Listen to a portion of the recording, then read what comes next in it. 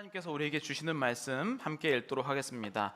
신약성경 히브리서 13장 10절부터 16절까지 말씀 제가 한 절 여러분들 교독하겠습니다. 우리에게 제단이 있는데 장막에서 섬기는 자들은 그 제단에서 먹을 권한이 없나니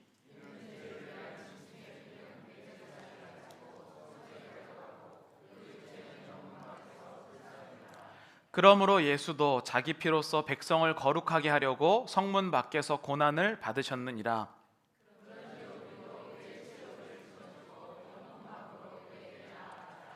우리가 여기에는 영구한 도성이 없으므로 장차 올 것을 찾나니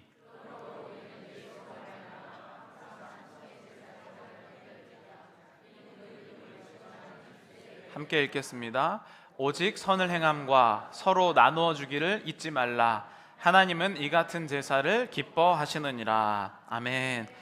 네, 오늘 히브리서 강의 36번째 시간, 히브리서 13장 10절부터 16절까지 제목은 예수님의 거울 촉각 공감각. 네, 이 발음이 좀 어려워서 예수님의 거울 촉각 공감각, 미러 페인이라고 부르는 것을 바탕으로 저희가 함께 오늘 히브리서 13장 10절부터 16절까지 말씀을 나누도록 하겠습니다. 여러분, 오늘날의 시대는 예수님 믿는 것이 어려운 시대인가요? 아니면 쉬운 시대인가요? 네, 막 의견이 분분합니다. 어떤 사람은 어렵다, 어떤 사람은 쉽다 이렇게 생각하는데, 그냥 보통으로 보기에 우리 미국에 사는 사람들은 예수님을 믿기에는 쉬운 시대이죠. 그렇죠? 교회 오는데 누가 막 집에서 못 가게 하신 분, 그래서 막 발목을 잡아서 가면 죽인다 이래서 못 오시는 분 안 계실 겁니다. 내 자의로 얼마든지 교회를 가고 싶으면 갈 수 있는 나라, 또 그리고 시대에 살고 있습니다. 근데 이 히브리서를 지금 듣고 있는 청중들은 이 당시에 보면 예수님을 믿는 것 때문에 죽어야 되는 상황에 처해 있는 사람이에요. 그러니까 예수님을 믿는 사람들은 예수님을 믿기 때문에 자기들의 나라였던 이스라엘, 유대인들의 다른 무리로부터 죽을 수밖에 없는 이 위협을 받고 있는 상태라는 뜻이에요. 왜냐하면 이들은 한 하나님을 믿었죠. 그래서 모세오경이 이들에게는 유일한 성경책이었고, 그 모세오경으로 바탕으로 한 하나님을 믿었습니다.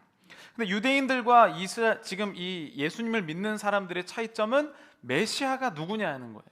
우리를 이 땅에서 구원해 주실 분이, 우리 기독교인들은 예수님이며 이미 오셨다라고 믿는 것이고, 유대인들은 아직 안 왔다라고 믿는 존재들이었는데, 근데 이 유대인들이 처음에는 예수님 믿는 사람들이 예전에도 이런 사람들이 많았던 거예요. 예수님뿐만 아니라 어떠한 선지자도 나타나고, 또 그 동네에서 유명한 사람들이 나타나서, 그래서 이 예수님 믿는 사람들도 그렇게 잠깐 생겼다가 없어질 줄 알았어요.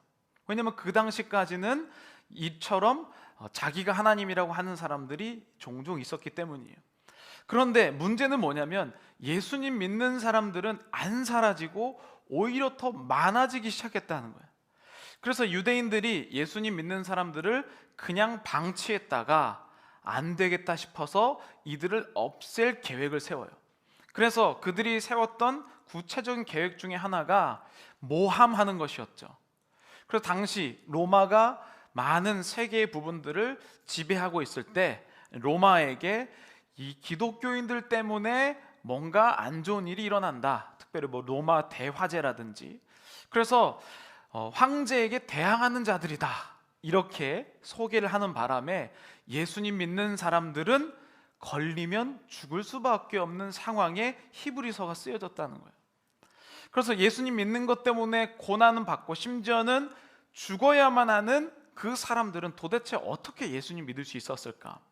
오늘날에 우리가 예수님 믿고 또 교회 가는 건 아무도 방해하지 않아요.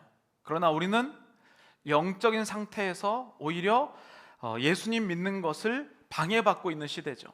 왜냐하면 시대의 전반적인 조류가 교회 안 가고 예수님 안 믿어도 먹고 살만하기 때문이에요. 그래서 나의 영혼은 죽어가고 있지만 나의 육이 더 잘 사는 것 때문에 결국에는 예수님 안 믿어도 괜찮은 시대를 살아가고 있죠. 그래서 우리는 오히려 예수님을 믿으면 고난받는다라고 협박하던 시대보다 예수님 믿기가 더 어려운 거예요. 왜냐하면 예수님 안 믿어도 아무런 일도 일어나지 않기 때문에 이것을 선택사항으로 생각하게 된 것이죠. 그래서 어떻게 보면 사실은 우리는 예수님을 믿는 것 자체가 더 거추장스러운 일이 되었어요. 오늘 여기 이제 뭐 84년 만에 여기에 뭐 태풍이 이제 허리케인이 왔다라고 했는데, 저는 이제 알라바마 달라스에서 살았기 때문에 거기는 계속 태풍이 지나갑니다. 그래서 새벽마다 삐삐 계속 울려요. 그러면 별 안내도 없어요. 그냥 자는 거예요. 네. 태풍이 워낙 많이 지나가는 거기 때문에. 그런데 여기에서는 이 LA 살면서 태풍이 있는 것을 본 적도 없으신 분들이 있기 때문에 오늘 특별히 이 예배 오신 분들은 허리케인을 뚫고 오신 굉장한 존재들 아니겠습니까? 예. 그런데 우리가 예수님을 믿을 때 이 허리케인보다 더 강력한 것들을 뚫고 와야 되는데, 그게 바로 이 세상의 풍조라는 거예요. 예수님 안 믿어도 살만합니다. 괜찮습니다. 그런 풍조를 뚫고 오는 이 예수님을 믿는 것이 오늘날에는 그것이 신종 보이지 않는 고난이라는 거예요.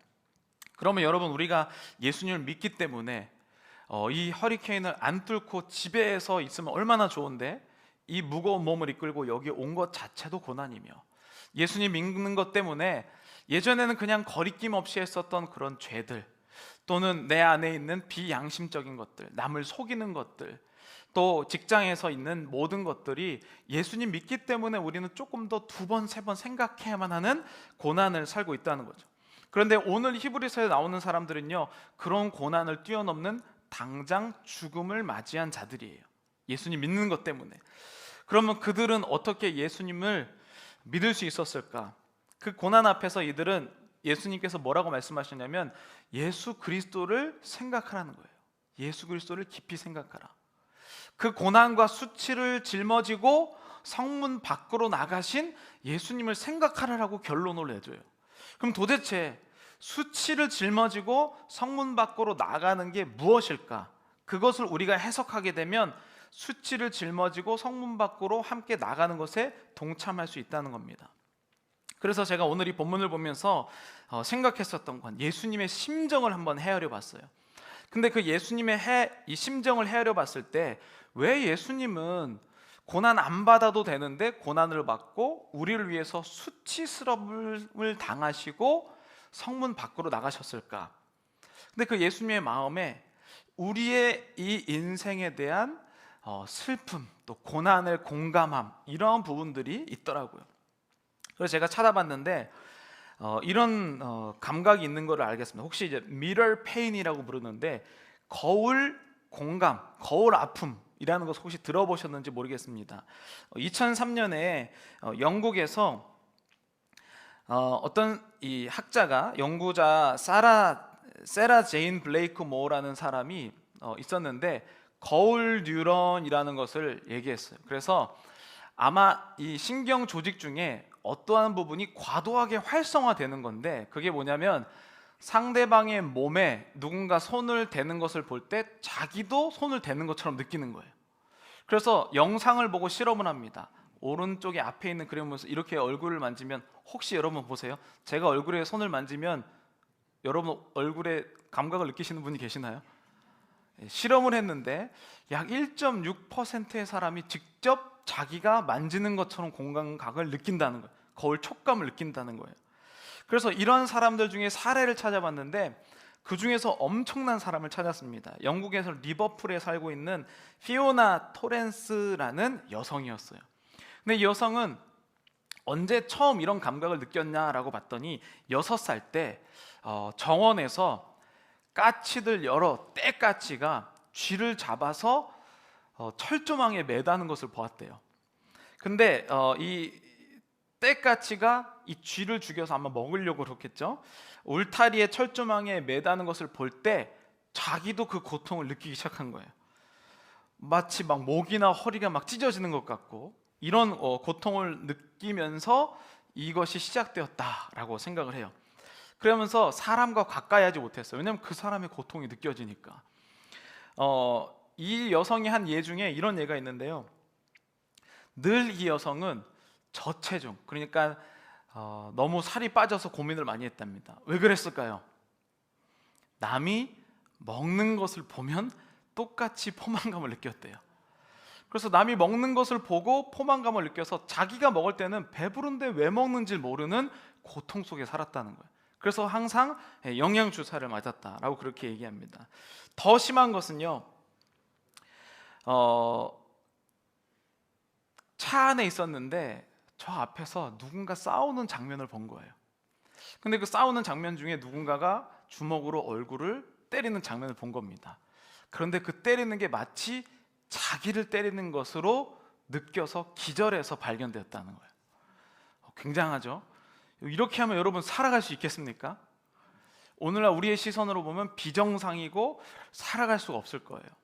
그래서 이 여인은 약물 치료를 받고 그 다음에서야 살아갈 수 있게 되었다는 거예요. 이 여성은 비정상이죠. 어떻게 우리가 남의 고통을 그렇게 느낄 수 있겠습니까? 남이 먹는 것만 배부르다. 실제로 어머니들이 자녀들이 먹는 것을 보면서 배부르다고 하지만 나중에 또 따로 먹는, 우리의 몸은 살아야 되니까요, 그렇죠? 그런데 사람은요, 자기가 남을 살기 위해서 살아있는 존재가 아니라 내가 살기 위해 사는 존재이기 때문에 이렇게 이 피오나라는 여성처럼 살게 되면 비정상이라고 표현을 해요. 우리는 나를 위해 사는 존재. 여러분 오늘 이렇게 이 허리케인을 뚫고 예배 왜 나오셨습니까? 남을 위해서 나오셨습니까? 나를 위해서 나왔습니까? 결국엔 우리는 입으로는 남을 위해서 하나님을 위해서 얘기하지만 결국에는 나를 위해서 예배 드리러 나오신 거잖아요. 나의 마음의 평안, 또 하나님께 드리는 것들, 결국 우리는 나를 위해서 살아가는 존재라는 거예요. 그런데 예수님은요, 뭐라고 말씀하시냐면 차라리 이렇게 비정상적으로 남을 위해서 살아가라고 얘기하셔요. 세상이 보기에 고장난 사람처럼 살아가라고 얘기를 하고 계신다는 거예요. 예수님은요, 오늘 나오는 이 거울 촉각 공감각을 넘어서서 나의 아픔을 예수님이 나보다 더 크게 느끼신 분, 그래서 나를 위해 기꺼이 내 죄를 짊어주시고 이미 나의 죄를 위해 십자가에 달려 돌아가신 분이라고 표현을 하고 있어요. 이런 고장난 삶을 넘어서서 나보다 더 아프신 분이라는 거예요. 그게 바로 예수님의 삶이었다는 거예요. 특별히 인류의 죄, 나의 죄를 위해서 나의 고통을 미리 보시고 예수님이 이 죄를 짊어지시면서 죽으셨다는 거예요. 여러분, 우리의 고난이 있죠. 인생을 살아갈 때는 모두 다 고난을 겪습니다. 그런데 그 고난이 나를 위한 고난입니까? 아니면 예수님을 위한 고난입니까? 고난의 질문이 달라요. 그런데 분명한 것은요, 성경은요, 자신의 인생을 위해 사는 사람, 내 고난 해결해 달라고 하나님께 오는 사람은요, 웬만하면 그 고난을 해결하기가 어렵다는 거예요. 그 고난에 빠져서, 지금 알람이 울리는데요, 그 고난에 빠져서 우리는 고난을 이길 수가 없습니다. 지금 아마 핸드폰에 경고가 울릴 거예요. 재난 문자. 지금 태풍이, 허리케인이 지금 지나가고 있는 것 같습니다.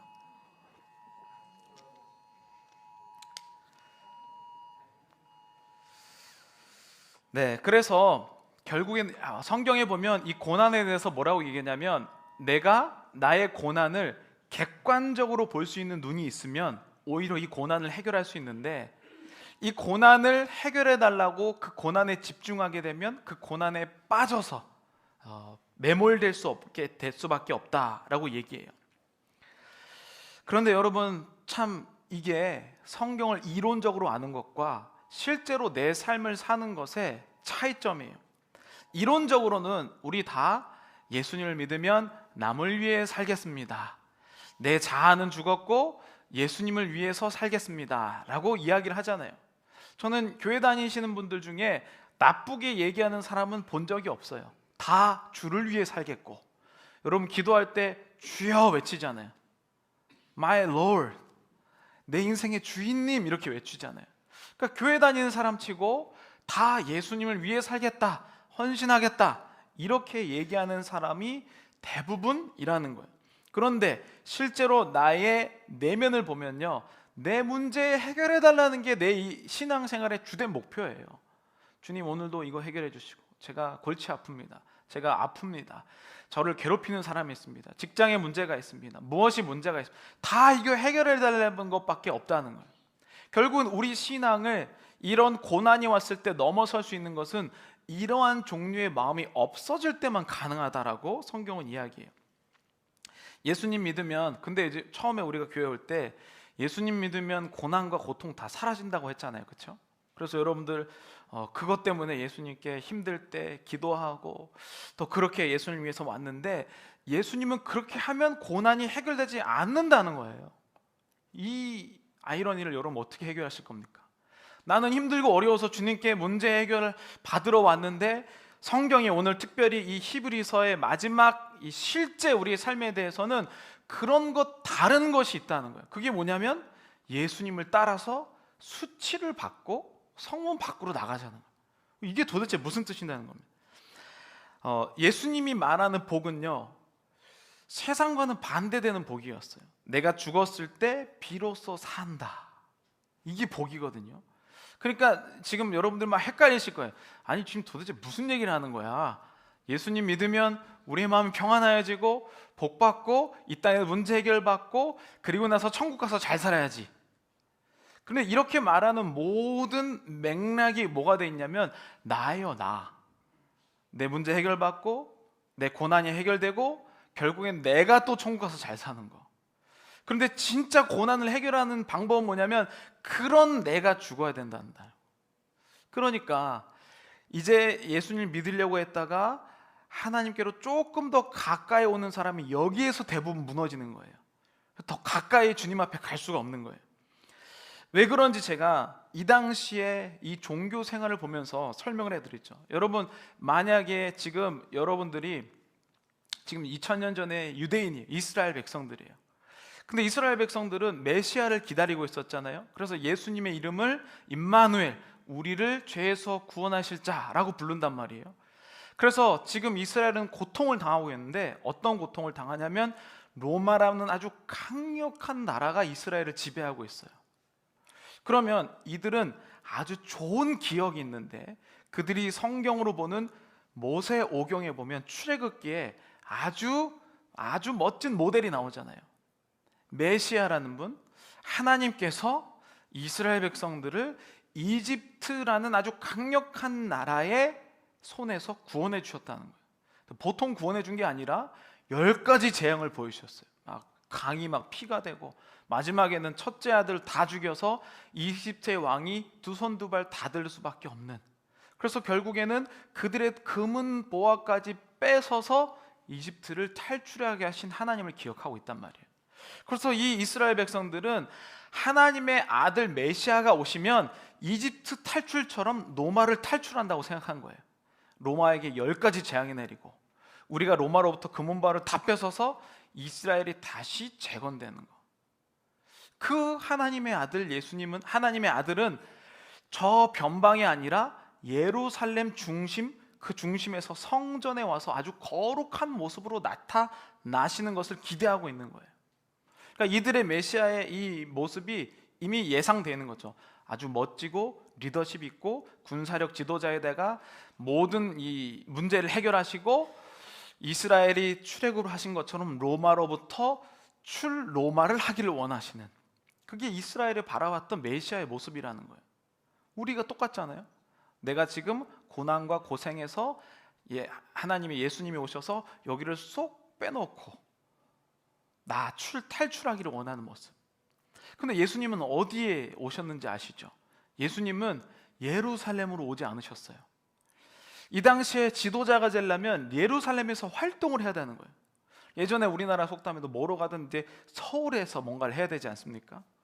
그러니까 예수님이 이 땅에서 메시아의 역할을 조금이라도 하려면 예루살렘에서 리더가 돼야 된다는 거예요. 근데 예수님은 어디서 리더였냐면 이방인들과 가장 가까운 유대인들이 몰려 사는 지역인 갈릴리라는 지역에서 리더였다는 거예요. 이 지역은 유대인들이 가장 싫어하는 이방인과 섞여 있는 시장이 있었어요. 이름도 이방인들의 이름과 비슷한 이름으로 막 섞어서 불렀어요. 유대인들이 가장 싫어하는 이방인들과 접촉점이 가장 많은 갈릴리, 이스라엘의 경계에서 리더였다는 거예요. 그러니 여러분, 만약에 여러분들이 당시 이스라엘 사람이면 예수님을 정말로 하나님의 아들로 믿을 수 있었을까요? 못 믿을 수밖에 없었습니다. 그런데 이 예수님은 이 이스라엘 백성들의 고통과 고난을 아셨어요. 고통과 고난이 무엇이었냐면 바로 이들은 매년 대속죄제일마다 제사를 드려야 한다는 거예요. 그들의 죄를 해결할 길이 없다는 것을 예수님이 아셨어요. 그래서 1년에 한 번 우리 예전에 얘기했던 건 욤키푸르 대속죄일 날 대제사장이 이스라엘 백성의 모든 죄를 위해서 양과 염소를 대신 죽여서 성소까지, 지성소까지 들어가는 게 대속죄일이었다는 거예요. 그래서 1년치 그 이스라엘 백성들의 죄를 이 양이나 염소에게 전가시킨 거잖아요. 내 죄를 네가 가져가라 라고 하면서 예물로 어린 양과 염소를 대제사장에게 바쳤어요. 그럼 그 대제사장은 나 대신 죄를 짓고 있는 가져간 이 어린 양과 염소를 죽였어요. 그렇죠? 죽여서 이 내 대신 죽은 어린 양과 염소를 가지고 성소에 들어가서 피를 발라 나의 죄를 사하는 날, 그게 대속죄일이었어요. 그런데 이 양은, 죽은 이 양의 시체는 어떻게 했을까요? 그 양의 시체는 죄를 짊어진 거기 때문에 먹지 않았어요. 일부 제사는 음식을 제사장들이 먹기도 했는데 이 더러운 죄를 짊어진 이 양과 염소는 먹지 않았어요. 그래서 이것을 어떻게 했냐면 거룩한 예루살렘에 둘 수가 없었어요. 그래서 이것을 어디로 보냈을까요? 예루살렘 밖, 오늘 성경에서는 성문 밖, 영문 밖에 이 더러운 죄를 가지고 가서 불살라 없앴다는 거예요. 예수님이 바로 어린 양 예수가 돼서 우리 인생이 지을 모든 죄를 본인이 다 뒤집어 쓰시고 성소에 들어가셔서 죽으시고 그 피로 말미암아 죽으셨고, 예수님의 시체는 어디로 돌아가셨는지 아시죠? 예루살렘을 지나서 골고다 언덕에서 나무에서 예수님의 몸이 달려 돌아가셨어요. 그 모습을 얘기하는 거예요. 우리의 모든 인류의 죄를 예수님이 어린 양이 되셔서 성소에 들어서 죽음을 말미암아 그 죄가 너무 더러운 죄를 예루살렘 밖으로, 영문 밖에 나가서 수치와 고통을 당하시고 저주인 나무에 달려 돌아가셨다는 거예요. 로마서 5장 8절에 이렇게 얘기합니다. 우리가 아직 죄인 되었을 때에 그리스도께서 우리를 위하여 죽으심으로 하나님께서 우리에 대한 자기의 사랑을 확증하셨느니라.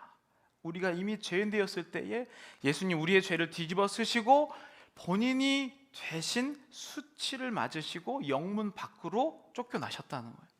이것을 오늘 본문에 이렇게 표현하죠. 히브리서 13장 11절 12절 세 번역으로 함께 읽겠습니다. 유대교의 제사의식에서 짐승의 피를 지성소에 가지고 들어가고 그 몸은 진영 밖에서 태워버립니다. 그러므로 예수께서도 자기의 피로 백성을 거룩하게 하시려고 성문 밖에서 고난을 받으셨습니다. 우리의 죄를, 나의 고통과 아픔을 나보다 더 많이 느끼시는 예수님께서 대신 그것을 뒤집어 쓰셨다는 거예요. 레위기 16장 27절에 보면 속죄제 수송아지와 속죄제 염소의 피를 성소로 들여다가 속죄하였은즉 그 가죽과 고기와 똥을 밖으로 내다가 불살 것이요.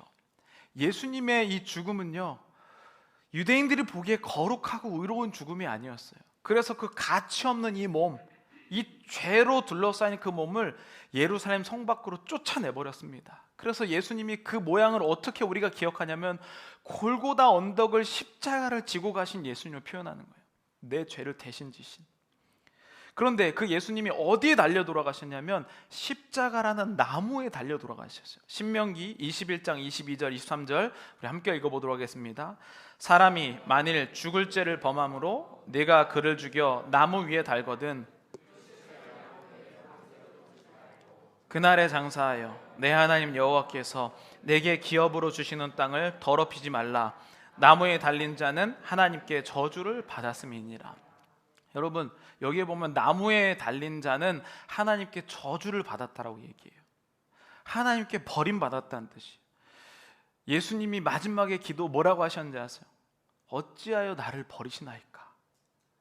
예수님이 나의 이 아픔과 고통과 고난을 위해 죽으신 것은요, 하나님께 버림받는 고통을 받으셨다는 것을 표현해요.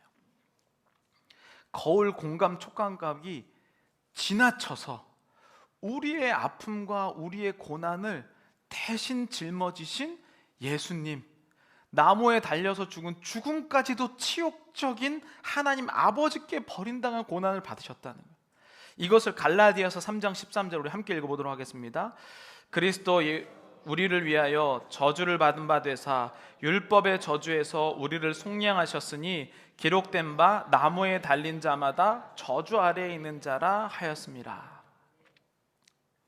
이게 예수님이 수치를 당하시면서 성문 밖으로 나아가신 모습이에요. 그런데 예수님이 뭐라고 얘기하시냐면 우리에게 이것을 얘기하시는 거예요. 오늘 본문 12절 13절 세 번역으로 읽어보겠습니다. 그러므로 예수께서도 자기의 피로 백성을 거룩하게 하시려고 성문 밖에서 고난을 받으셨습니다. 그러므로 우리도 진영 밖으로 나가 그에게 나아가서 그가 겪으신 치욕을 짊어집시다. 내가 왜 예수님 때문에 고난받아야 하는가? 왜 기독교인은 복받는 종교인 줄 알았는데 깊이 들어가 보면 예수님처럼 희생하고 죽으라고 얘기하는가? 왜냐하면 예수님이 내 안에 살아계셔서 다른 사람의 고통이 거울 촉각 공간가보다 더 심하게 느껴지기 때문이에요. 내가 힘들 때, 내가 아프고 괴로울 때 나보다 더 괴로워하신 그 예수님의 감각이 지금 내 안에 살아있더라는 겁니다. 여러분, 우리가 정말 멋지게 예수님 믿고 싶잖아요. 나 예수님 믿었더니 잘 됐더라, 모든 문제가 해결됐더라, 이렇게 하고 싶거든요.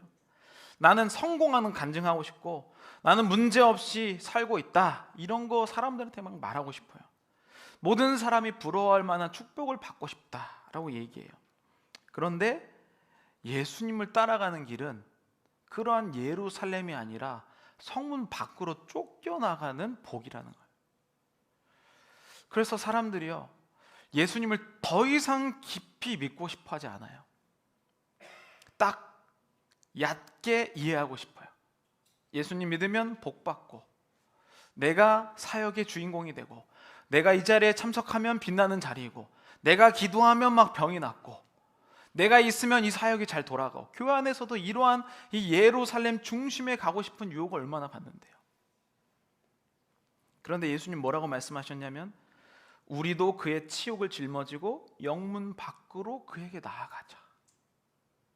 이게 얼마나 깊은 하나님의 원리인지 말씀에선 이야기합니다. 로마서 6장 10절에서 14절 우리 함께 읽어보도록 하겠습니다.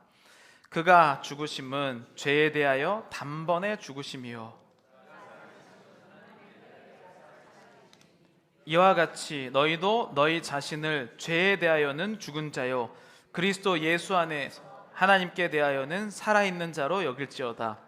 그러므로 너희는 죄가 너희 죽을 몸을 지배하지 못하게 하여 몸의 사욕에 순종하지 말고, 또한 너희 지체를 불의의 무기로 죄에게 내주지 말고, 오직 너의 자신을 죽은 자 가운데서 다시 살아난 자와 같이 하나님께 드리며 너의 지체를 의의 무기로 하나님께 드리라.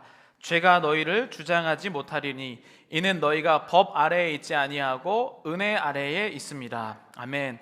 뭐라고 얘기하면 너희는 죄에 대해서 죽은 자요 그리스도 안에 있는 자는 산 자라고 얘기해요.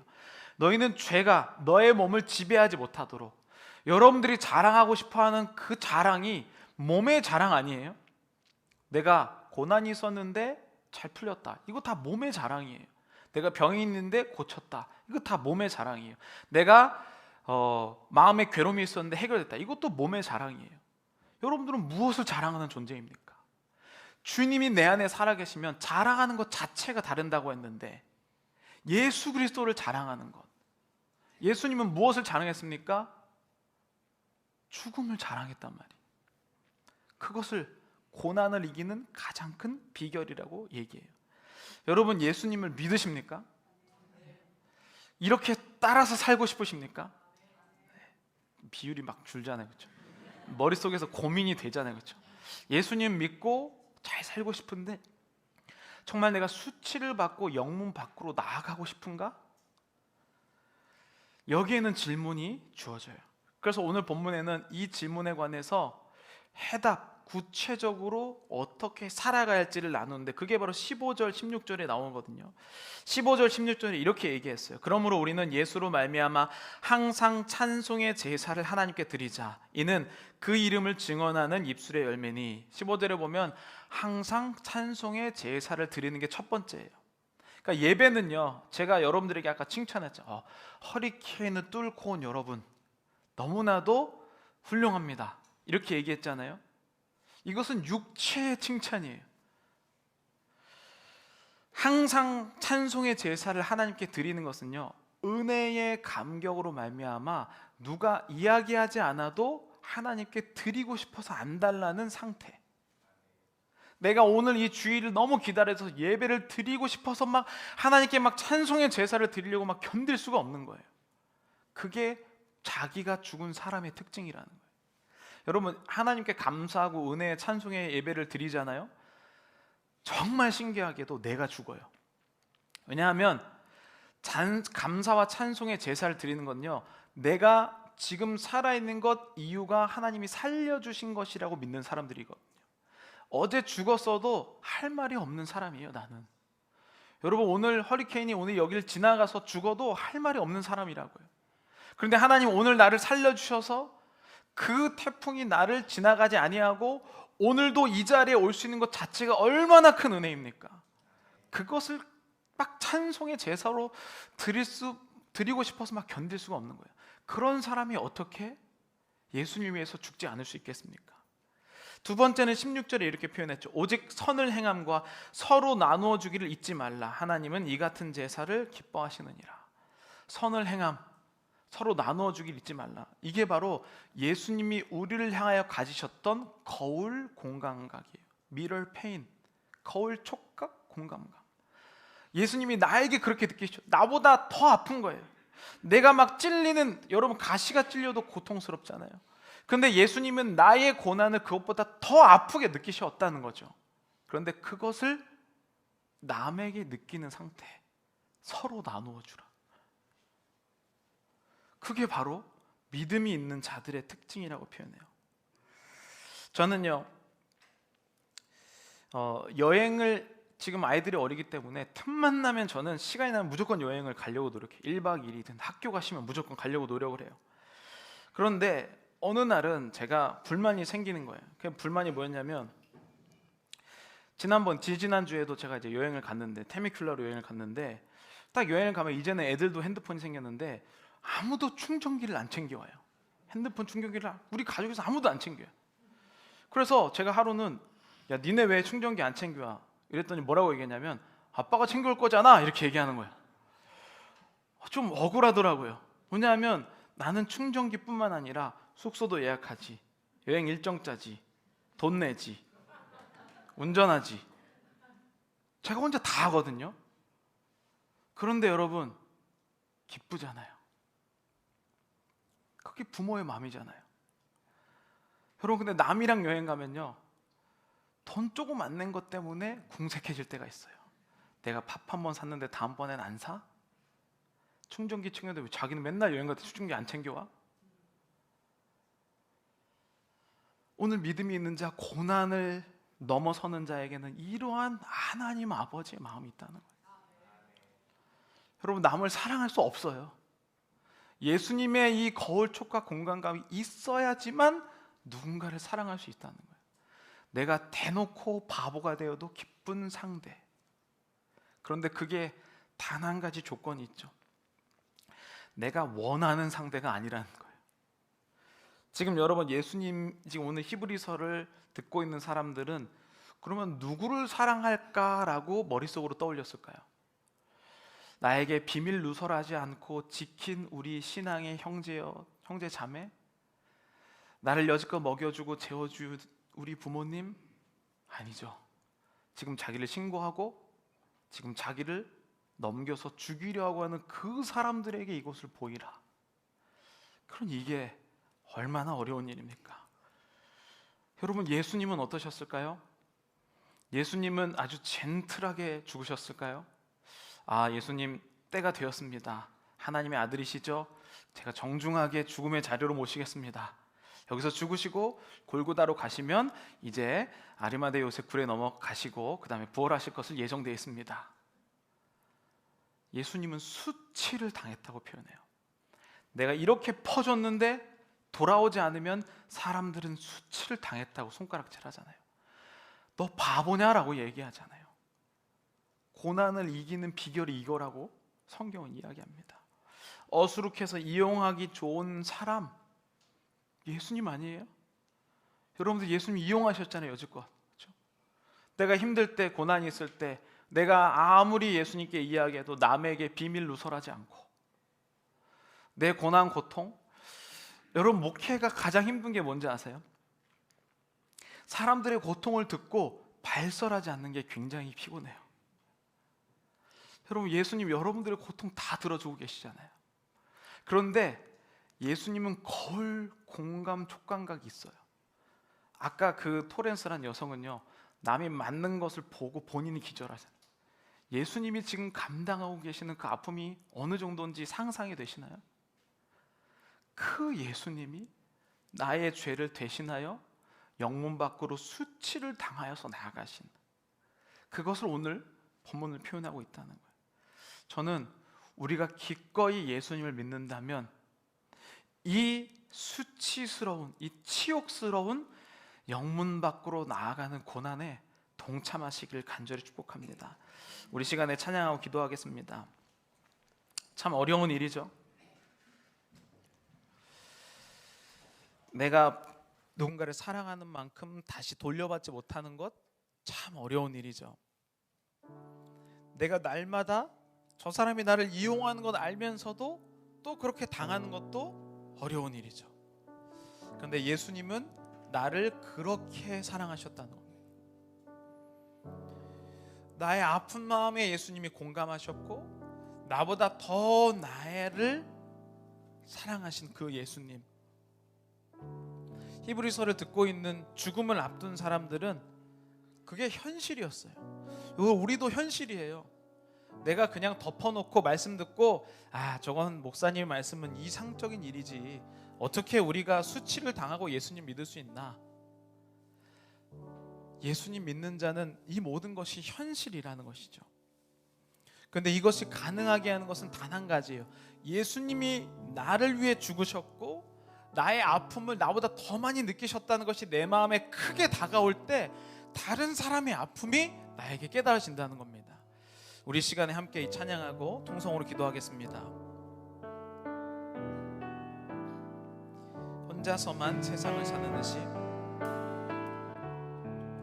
혼자서만 세상을 사는 듯이, 주가 멀어 보이기만 할 때, 주가 멀어 보이기만 할 때 우리는 바라보아야 하네. 우리는 바라보아야 하네. 우리에게 오셨던 그 주님을, 우리에게 오셨던 그 주님을 다시 한번 혼자서만 세상을, 혼자서만 세상을 사는 듯이, 주가 멀어 보이기만 할 때, 주가 멀어 보이기만 할 때 우리는 바라보아야 하네. 우리는 바라보아야 하네. 우리에게 오셨던 그 주님을, 우리에게 오셨던 그 주님을, 주님이 우리의 아픈 마음을 아시네. 주님이 우리의 아픈 마음을 아시네. 가까이서 우리의 아픔에 공감하시네. 우리 가운데 찾아오셨던 그 주님이 우리의 모든 상황에 공감, 주님이 우리의 아픈 마음을 아시네. 주님이 우리의 아픈 마음을 아시네. 가까이서 우리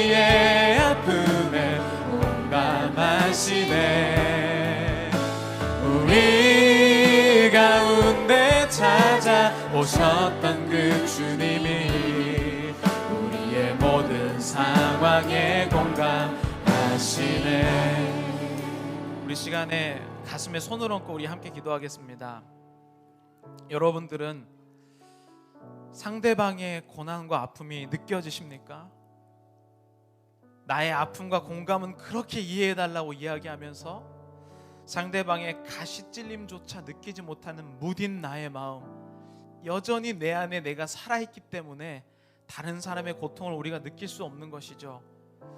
예수님께서는 오늘 죽음의 위기에 놓여있는 예수님을 믿는 자들 앞에서 이렇게 얘기하셨어요. 수치스러움을 담당하여 영문 밖으로 나아가자. 왕의 자리, 높아 보이는 자리가 아니라 예수와 함께 내가 죽는 것을 의미합니다. 오늘 우리 이 시간에 기도할 때 주님, 내가 아직도 살아서 주님 앞에 육체의 복만을 누리고자 하는 이 마음을 주님 내려놓게 해주시고, 나보다 더 아픔을 느끼셔서 나를 위해 죽기까지 사랑하신 그 예수님의 이 공감을 나도 다른 사람에 느낄 수 있게 해달라고 주님, 우리의 심령을 변화시켜 주시옵소서. 나의 마음을 주님 정말로 변화시켜 주시옵소서. 내가 죽지 아니하고는 고난을 넘어설 수가 없습니다. 우리 시간 다 함께 이것을 위해서 함께 통성으로 기도하겠습니다.